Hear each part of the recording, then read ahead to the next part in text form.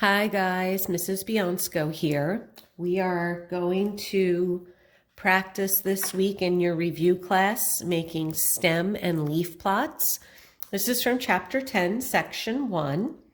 Mrs. Shea will have your live Zooms twice this week, as well as 2 YouTube videos for the different lessons in chapter 10. For review group, we're going to concentrate on stem and leaf plots this week. Now, stem and leaf plots are another way we can arrange data. We have a left side, which is called the stem, and then we have a right side called the leaf. And what we do to arrange the data is we take the numbers that we are working with, and the leaf side will be any digits that would be in the ones column. The stem side would be the tens or possibly even the hundreds column. So you'll see here I have different test scores for a student, 89, 82, 97, and on through all 12 values.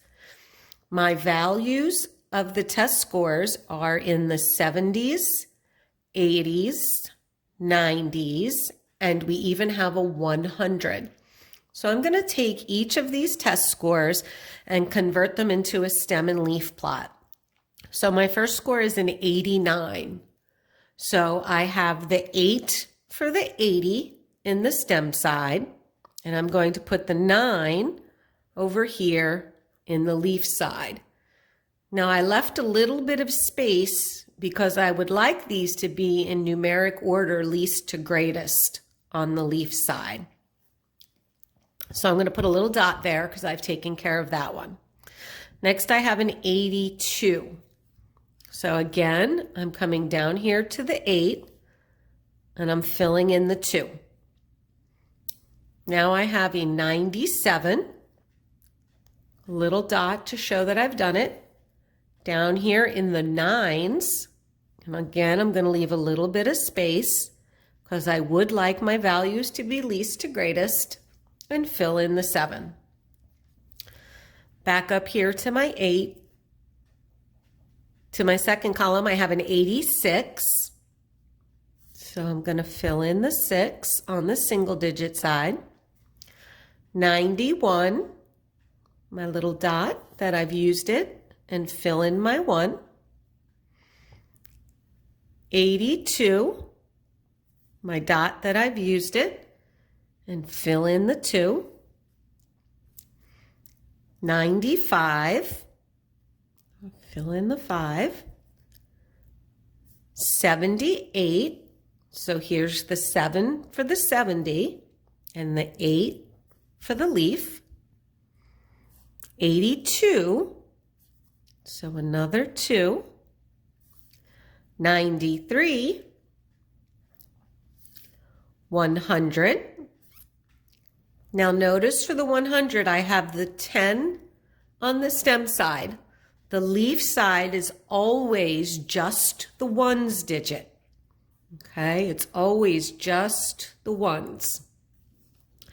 And my last one is 81. So this is all my test scores arranged in a stem and leaf pattern. Okay. We can also read the stem and leaf pattern. So I'm going to arrange them down here least to greatest using my stem and leaf pattern. So my first one is 78. Next, I have 81. Now 82, another 82, another 82. Now I have 86, 89. Now I'm going to come down here to my 90s, 91, 93, 95, 97, and finally 100.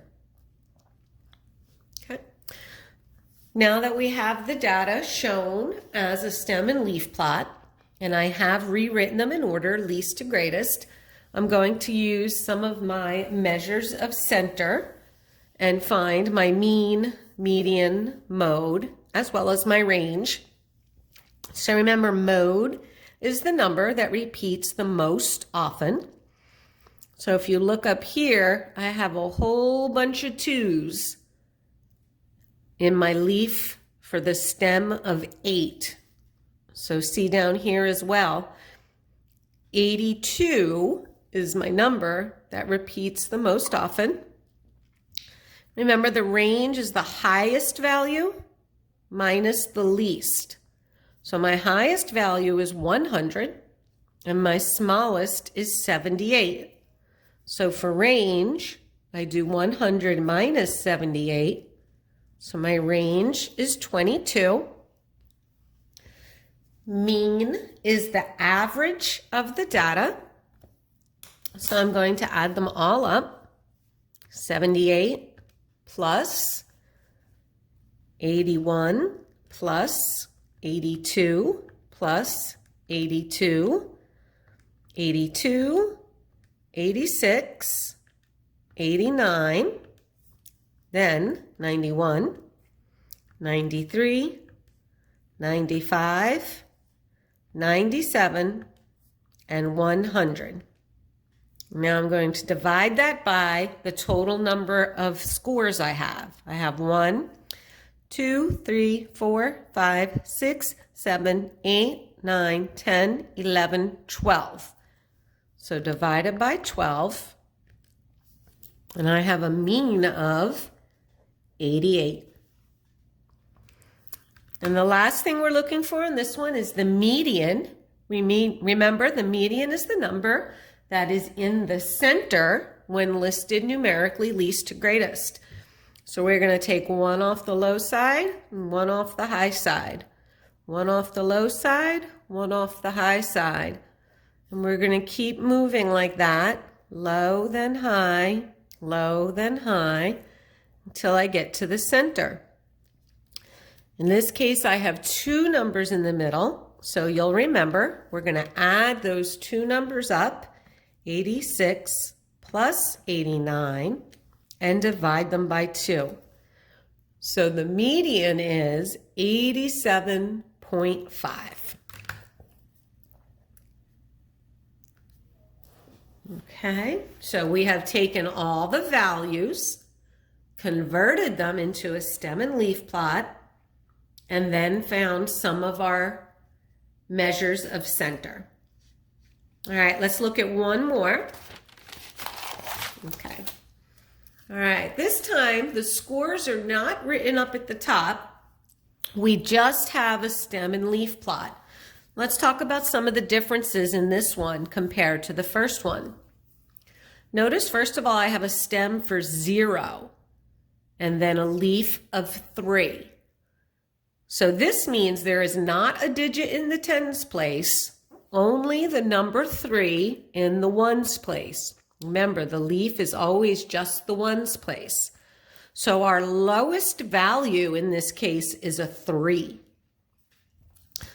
I want you to also notice on this one something that's different. Notice I have a 3 in the stem, but I have nothing here in the leaf.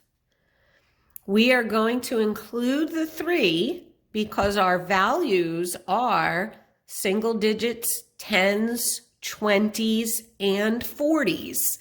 Even though we don't have anything in the 30s, we're still going to show that in the stem side to show that we are staying in a numerical order.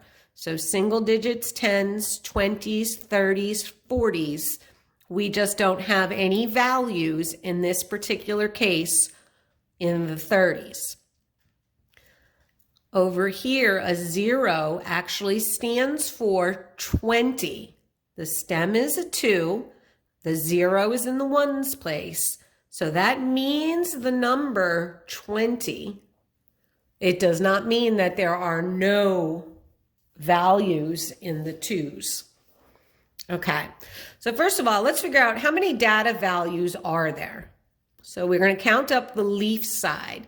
We have 1, 2, 3, 4, 5, 6, 7, 8, 9, 10, 11, 12, 13. There are 13 data values in all. To find the range, we are going to subtract the highest minus the lowest. So our highest value in this case is we have something in the 40s. In the ones place is the 9. So our highest value is 49 minus the number 3. So 49 minus 3 is 46. Our range for this one is 46. Now our mode, the number that repeats the most often. If you look up here in the leaves, we have 2 number 3s over here in our row where the stem is a 1. So these represent the number 13 and 13. And this is the only one that repeats. So the mode is 13. Remember, the mean is the average. So we're going to add up all these values. So our first value is 3. And then we have a 1 in the tens and a 1 in the ones. So that's an 11. And this would be a 13. Another 13. And 15.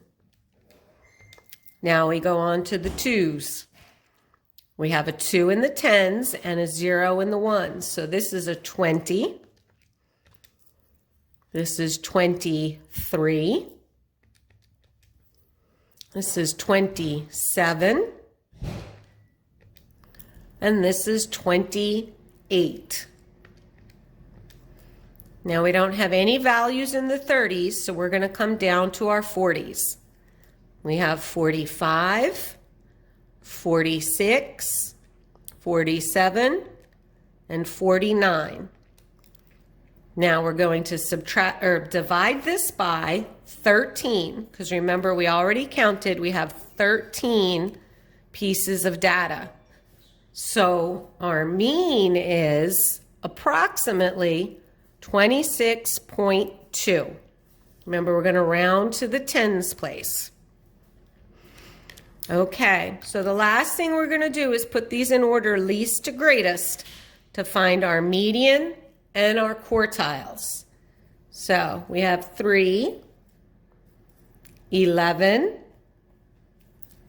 13, and 13, 15, 20, 23, 27, 28, 45, 46, 47, and 49.